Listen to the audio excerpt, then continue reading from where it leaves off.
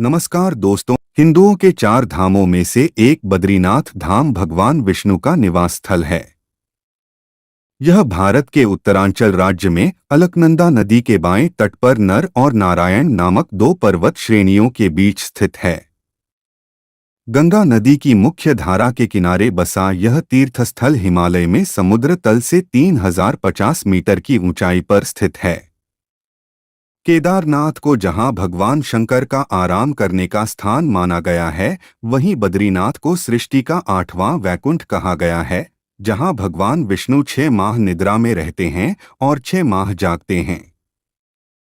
यहां बद्रीनाथ की मूर्ति शालग्राम शिला से बनी हुई चतुर्भुज ध्यान मुद्रा में है।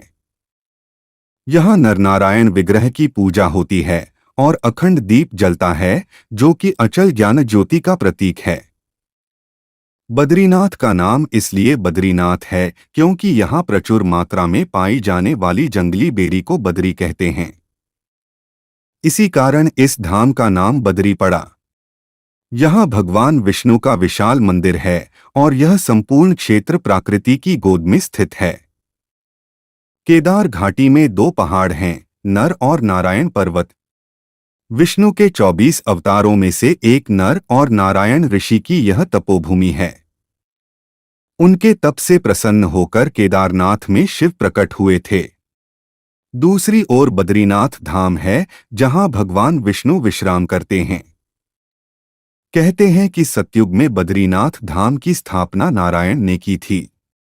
भगवान केदारेश्वर ज्योतिर्लिंग के दर्शन के बाद बद्री क्षेत्र में भगवान नरनारायण का दर्शन करने से मनुष्य के सारे पाप नष्ट हो जाते हैं और उसे जीवन मुक्ति भी प्राप्त हो जाती है।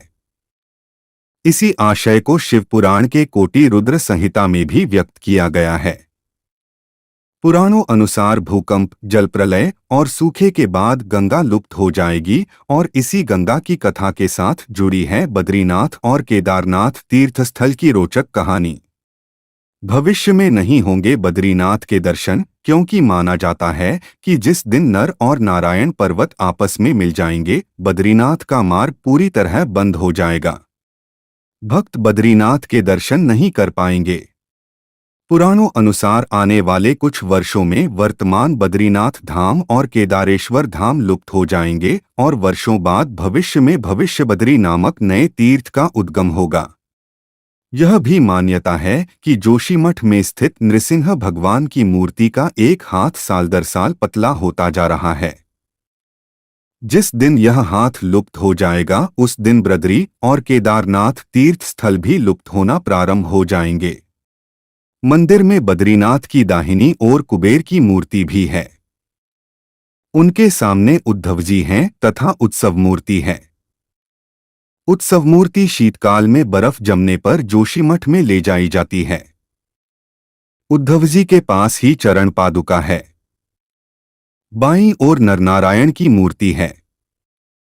इनके समीप ही श्रीदेवी और भूदेवी है।